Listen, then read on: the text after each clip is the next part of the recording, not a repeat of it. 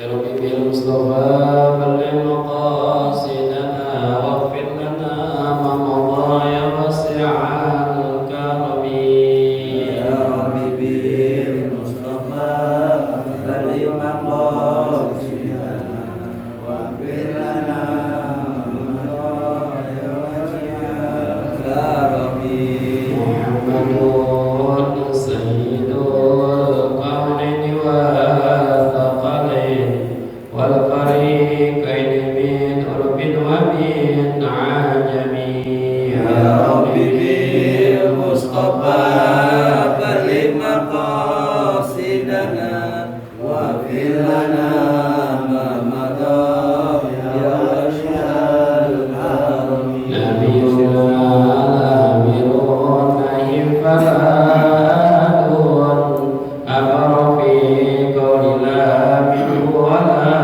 نعم يا رب بالمصطفى بلغ مقاصدنا واغفر لنا ما مضى يا واسع الكرم هو الحبيب الذي ترجى شفاعته لكل هاد من الأهوال مقتحم يا رب بالمصطفى بلغ مقاصدنا واغفر لنا ما مضى يا واسع الكرم داعي إلى الله فالمستمسكون به مستمسكون بحبل غير منفصم يا رب بالمصطفى بلغ مقاصدنا واغفر لنا ما مضى يا واسع الكرم فاق النبيين في خلق وفي خلق ولم يدانوا في علم ولا كرم يا رب بالمصطفى بلغ مقاصدنا واغفر لنا ما مضى يا واسع الكرم الفاتحة أعوذ بالله من الشيطان الرجيم بسم الله الرحمن الرحيم الحمد لله رب العالمين الرحمن الرحيم مالك يوم الدين إياك نعبد وإياك نستعين اهدنا الصراط المستقيم صراط الذين أنعمت عليهم غير المغضوب عليهم ولا الضالين آمين Bismillahirrahmanirrahim. Qala musannif rahimahullah ta'ala wa adama naf'amihi wa bi ulumihi wa bi barakatihi wa bikum fid dharain amin. Bismillahirrahmanirrahim. Wal maqalatu as-sadisata asyrata an Abi Sulaiman ad-Darani Abdurrahman bin Atiyah radhiyallahu anhu. Makalah yang ke-16 dari Abi Sulaiman ad-Darani.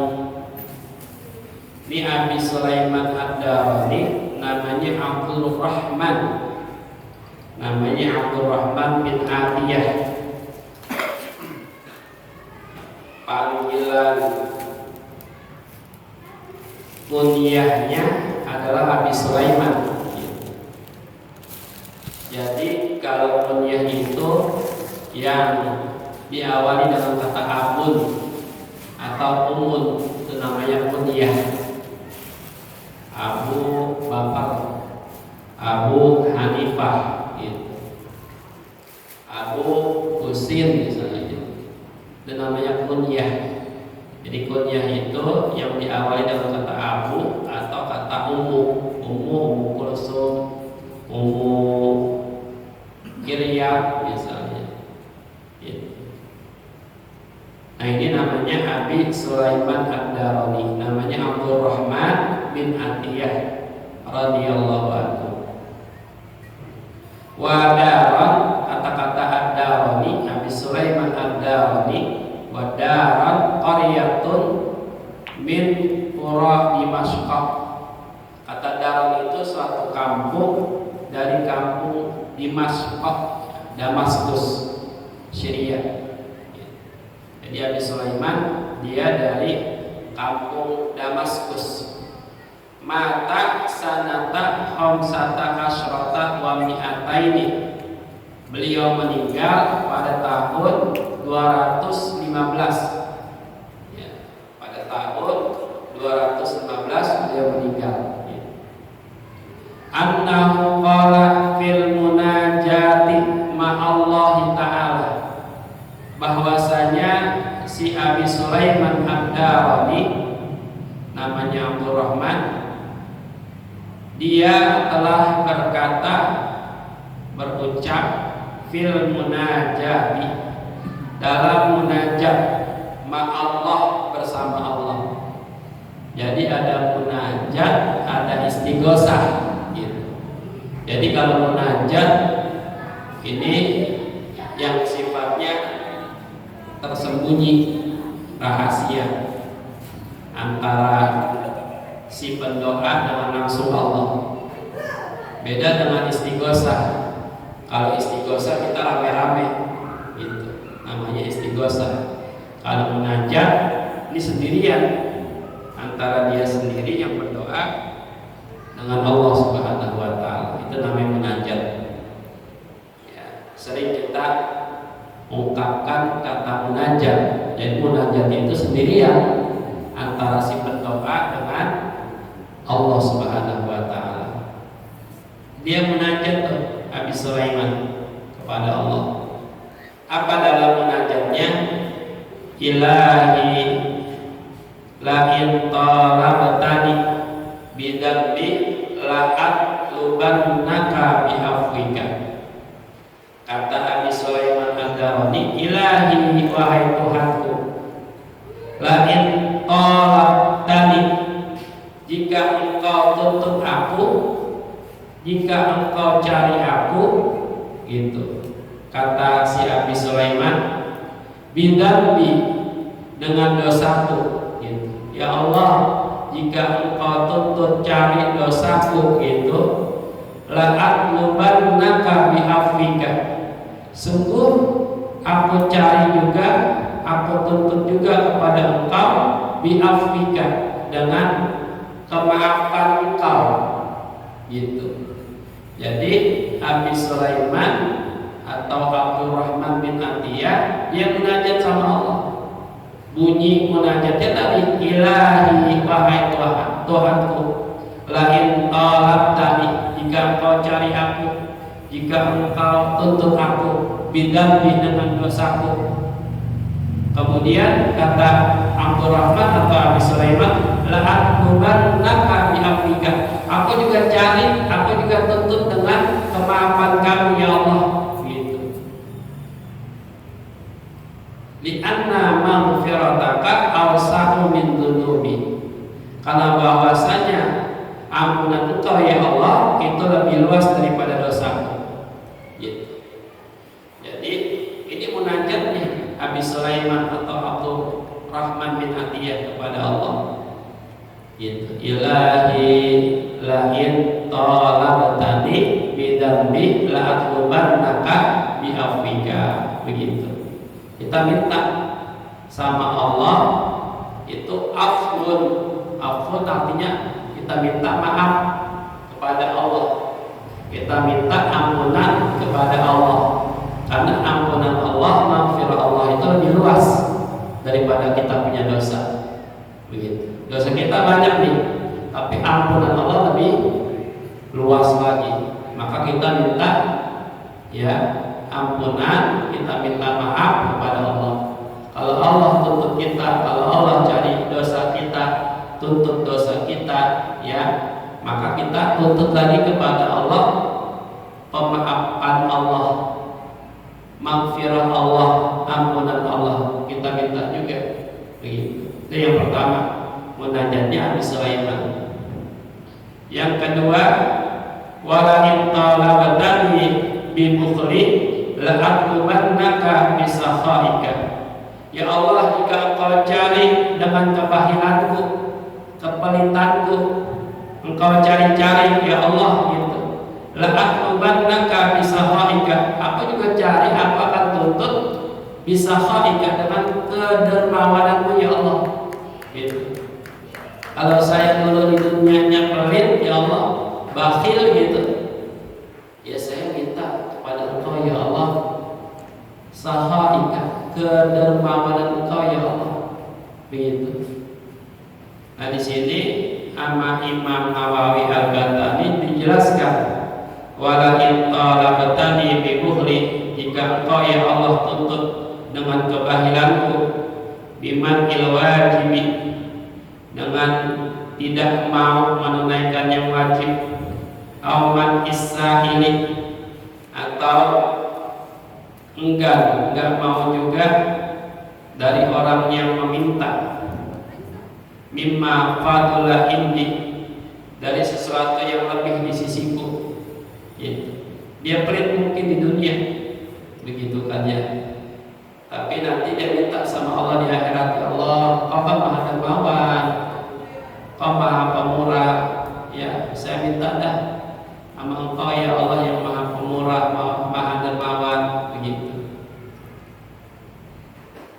Walain adkhaltani nara, yang ketiga munajatnya Abi Sulaiman, ya Allah andai kata engkau masukkan aku ke neraka, la akhbartu ahlan nari bi anni uhibbuka, ya Allah andai kata engkau masukin aku ke neraka, sungguh aku akan kasih tahu penduduk neraka, bi anni uhibbuka, saya cinta, demen, suka sama engkau ya Allah gitu ya. Sehingga dari 3 munajat ini mudah-mudahan tuntutan Allah, keleman Allah kepada kita, kata Allah gue cari dosa lo gitu, gue cari kebahilan lo kata Allah, gue masukin lo ke neraka kata Allah begitu.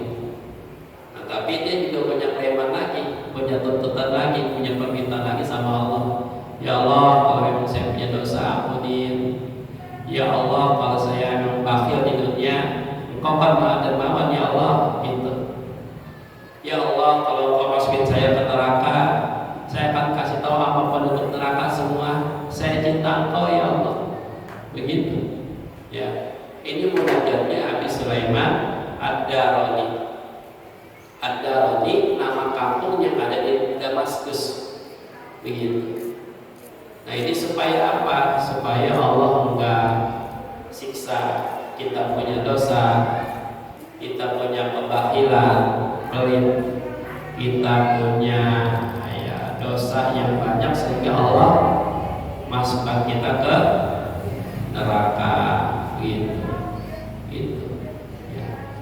Ini kalau orang-orang yang soleh, para wali-wali ya, dia karena memang di dunianya mah sebetulnya dia soleh banget, banyak amal solehnya, banyak akhlak yang baiknya, tapi doanya masih kayak gini nih gitu. Jadi kalau orang yang ikhlas itu tingkatannya ada 3. Tingkatan yang paling rendah itu tingkatan ikhlas adalah ada di contoh begini, siapa yang baca Waqiah tiap malam, lam yusib faqatun abada. Siapa yang baca Waqiah tiap malam, Allah enggak kenakan dia itu fakir selama-lamanya. Dia dengar hadis itu tuh, dia baca terus tiap malam tuh Al-Waqiah, supaya apa? Dia punya perekonomiannya enggak fakir, enggak kekurangan begitu. Nah, dia kan baca tuh Waqiah tiap malam supaya niat dia kehidupan dunianya enggak fakir begitu, enggak miskin, enggak susah gitu. Allah kayakan terus. Nah, itu tingkatan ikhlas paling rendah tuh. Jadi ibarat kita kalau kerja, kita kerja di perusahaan, di PT, di kantor, ya kita kerja sama bos begitu kan ya. Kita kerja itu kita ngarepin apa tuh? Gaji, hasilnya begitu. Nah itu kalau ibarat ibadah mah orang yang seperti itu tuh ya, yang baca waqiah ngarepin apa? Supaya kaya, nggak pernah fakir, nggak miskin. Nah itu tingkatan ikhlas paling rendah tuh. Gitu. Seperti tadi para pegawai yang kerja dia ngarepin gaji, gitu. Itu tingkatan paling rendah keikhlasan seorang hamba dalam ibadah, gitu. Namanya mujarab, gitu. Jadi ya tingkatan ikhlas beribadah seperti itu, gitu. Saya puasa misalnya gitu. Puasa kemarin Muharram tanggal 10 supaya dosa yang lalu itu diampuni sama Allah. Pengen kayak begitu, ada harapan dan niatan, itu namanya tingkatan ikhlasnya paling rendah. Puasa aja ya. Puasa aja jalan dari puasa. Jangan karena teriming-iming sama apa? Amal diampuni dosa kita yang telah lalu, begitu. Nah, itu tingkatan ikhlas paling rendah. Lama-lama aja mengharapkan itu. Nah, itu nanti ya kita amal aja udah, gitu. Ya, kalau lagi susah dong baca waqiah giliran kaya udah susah. Nah, itu dia. Iya, kan begitu kadang-kadang manusia begitu. Tingkatan ikhlas pertama kayak gitu, ngarep namanya. Yang kedua, tengah-tengah nih ikhlasnya nih. Nih, itu deh ibadah ngarepin surga. Iya. Itu yang kedua tuh, ikhlasnya tengah-tengah dia.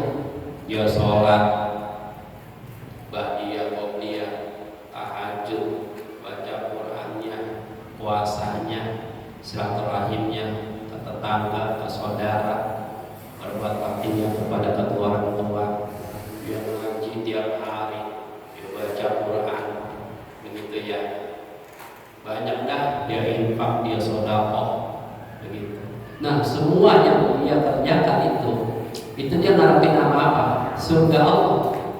Nah itu tingkat ikhlas yang tengah-tengah, gitu. Jadi kita sholat 5 waktu, kan katanya pahalanya berapa? Kalau kita berjamaah 27 derajat, begitu. Kemudian banyak tuh iming-iming ibadah-ibadah ya. Kalau kita puasa Arafah misalnya, ya besoknya Arafah kan tanggal 9 Dzulhijjah tuh, ya 10-nya kan Lebaran Idul Adha. Itu kan nanti iming-imingnya pahalanya apa? Diampuni dosa yang lalu, sama dosa yang akan datang, gitu. Nah dia kerja itu tuh karena ingin mendapatkan surga Allah, begitu. Kemudian siapa orang yang bangun masjid di dunia, nanti Allah akan bangunin rumah di surga. Dia ngarepinnya itu tuh ibadah itu. Nah itu namanya tingkatan keikhlasannya tengah-tengah tuh, ya wasat namanya, gitu. Nah yang ketiga, tingkat ikhlas yang paling tinggi adalah gitu. Ini ibadah ahrar, orang merdeka. Jadi dia ibadah nggak ngarepin surga, ibadah dia nggak ngarepin pahala sama Allah, dan juga dia nggak takut sama neraka. Lepas aja udah beramal soleh, dia berjamaah udah karena Allah, nggak teriming-iming, nggak berharap dalam hatinya itu surga, gitu. Dia berbuat bakti sama orang tuanya karena Allah, dia baca Qurannya udah karena Allah, dia ngajinya karena Allah, begitu. Dia infaknya, sedekahnya karena Allah. Ini namanya tingkat ikhlas yang paling tinggi. Jadi dia betul-betul udah karena Allah, nggak ada apa embel-embel lainnya, udah ya gitu. Udah melihatnya udah karena Allah aja, gitu. Nggak berharap surga, nggak berharap neraka, nggak takut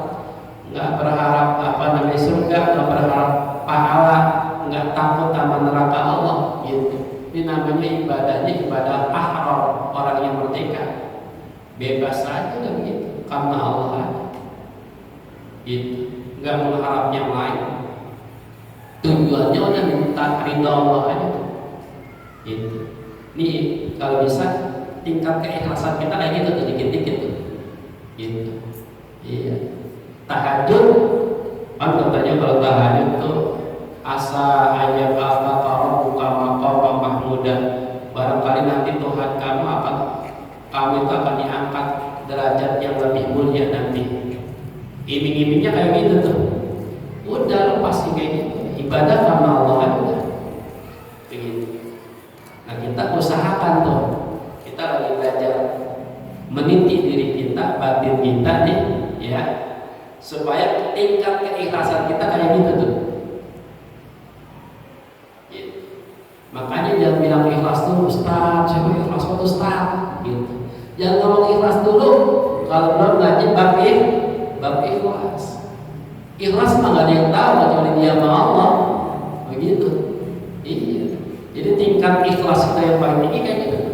Enggak berharap imbalan, udah lepas aja. Bisa nggak tuh kita kira-kira? Gitu. Iya. Nah level kita ada dua tuh. Ikhlas rendah, ikhlas tengah-tengah, apa ikhlas paling tinggi tadi tuh.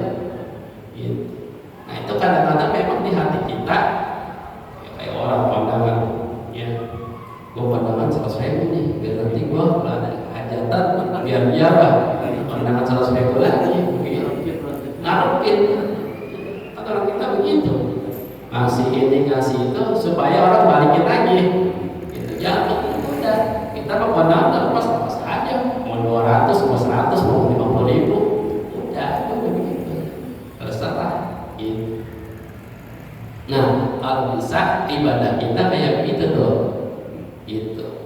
Kan kita kadang-kadang ada ya memang kita bantu orang udah ya emang udah apa ya langsung begitu aja udah tanpa ada embel-embel, tanpa kita melihat dia siapa. Begitu kalau bisa. Gitu. Tingkat ikhlas itu. Kalau di konten-konten itu gimana Ustaz itu? Kalau di mana? Yang di konten-konten itu yang di YouTube. Nah, Kadang-kadang banyak tuh kadang-kadang pada ngasih duit apa gitu. Apa karena dia apa ingin ketenaran atau ingin benar bantu-bantu sedekah kayak kadang keikhlasan itu Ustaz? iya kalau tergantung niatnya kan. Tergantung niat dia. Secara kasat mata makanya dia ikhlas banget itu kan ya. Bantu orang yang susah, orang yang miskin gitu kan.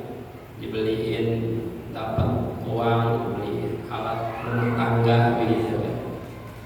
Nah, nanti tergantung apa namanya niat seorang itu. Gitu. Apalagi sampai dipublikasi, dilihat, kasih apa namanya dipiralkan gitu ya, masuk TV gitu ya, dari sebulan ini apa namanya sedekahnya, infaknya gitu. Nah kalau bisa itu dirahasiakan itu, takutnya ada di hatinya itu apa namanya terlintas rasa ingin dilihat orang gitu kan ya, gitu. Rasa ujub, bangga sama amal ibadahnya, bangga sama infaknya, sama sedekahnya begitu. Gitu. Jangan kalau bisa. Gitu. Misalnya begini kan, saya misalnya gini, naruh otak di amal misalkan, dan itu kan lillahi ta'ala, tapi kan ya amalnya untuk kedua orang tua, itu bagaimana? Ya udah masuk udah. Ya kita lillahi ta'ala nih ya, Iya. misalnya kita naruh goceng 2.000, Iya. ya amalnya kita tunjukkan untuk ke orang tua kan gitu. Iya. Itu kita mengharap juga supaya orang tua kita diampuni dosa ya, baru bagaimana? Nah, Ya kalau yang seperti itu mah kita boleh, iya, gitu. Misalnya, ya itu kan kudu diniatin kalau yang itu mah. kita masih di kota lillahi ta'ala. Iya, Ada yang gitu. tahu deh, istilahnya kan gitu. Kalau untuk kita infak sama orang tua kita yang telah meninggal dunia, ya itu kudu kita niatin, gitu. Di pahalanya untuk almarhum, gitu kan ya. Untuk almarhum, udah Allah terima amal ibadahnya, gitu. Nah, kalau yang seperti itu mah nanti beda lagi tuh. Iya, iya, gitu. harus kita niatin supaya nanti almarhum dapat ya cucuran rahmat, maghfirah gitu, pahala gitu. Dan kalau bisa orang tahu, gitu. Kita infak, kita sedekah ya, ke masjid atau ke mushola, udah gitu. Anak infak sedekah ya udah cukup gitu. Nanti kan Allah Maha tahu gitu apa yang kita udah niatin. Kalau kita masih buat anak lagi kita masih ya niat kita nilai tahu untuk amal ini, atau dia anak yang ngambilin tahu kan? Iya, kalau bisa kan kita genggam gitu kan. Iya, masukin aja kan dia tahu yang bawa kotak itu. Gitu. Nah nanti kembali lagi kepada hati. Gitu. Cinta bagaimana? Gimana? Misalnya ngasih amal buat almarhum disebutin di ini di pengeras suara bagaimana? Ya kalau bisa jangan udah. Ini dia dulu nanti sebutin. Iya. Bapak Musin. Iya.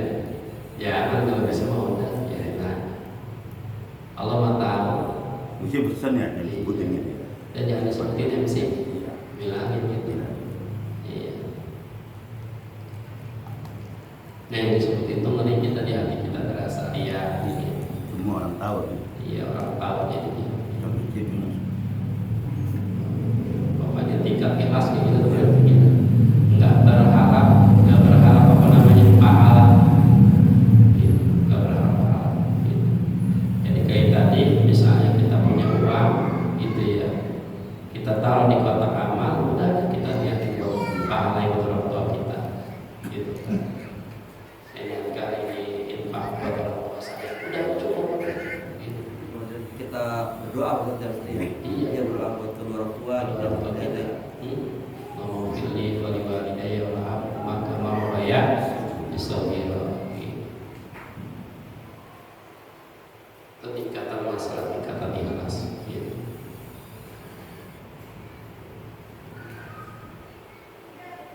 Ya sedikit-sedikit dah kita amalin. Yang berat ini Ustaz, kita berat ini. Belajar berat dulu, ini kan kita lagi belajar. Iya.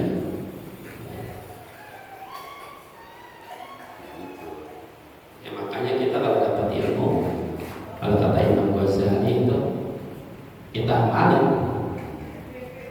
Jangan kita dapat satu ilmu kita nggak amalin, entah kita tunda-tunda.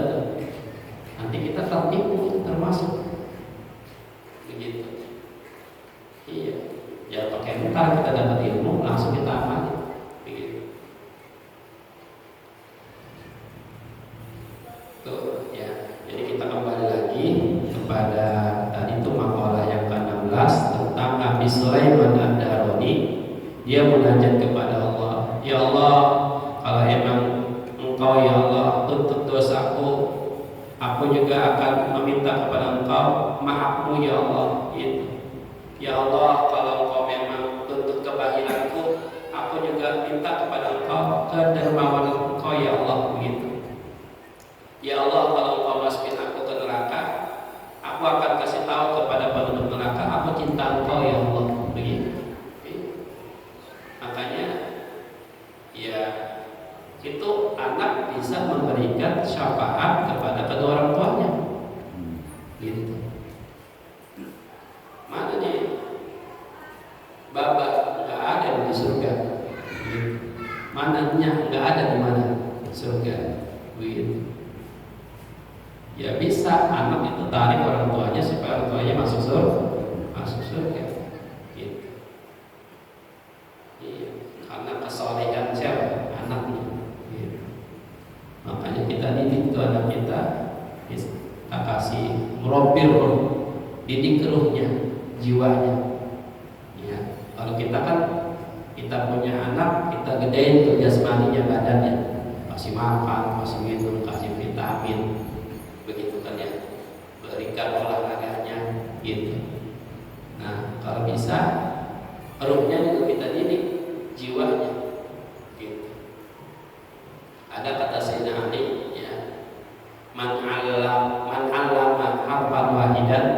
siapa yang ngajarin satu huruf aja, ya, kepada siapapun, bahwa abu fil akhirat, itu bapak ente nanti di akhirat. Bapak kita yang ngegedein kita. Tapi kalau bapak akhirat itu tadi yang ngajarin satu huruf aja, itu abu fil akhirat, bapak ente di akhirat nanti, gitu. Kalau bisa ya begitu. Ya, kita bukan hanya bapak di dunia, tapi bapak di akhirat juga nanti. Ajarin anak kita alim bahasa, ajarin itu, kudu sadar.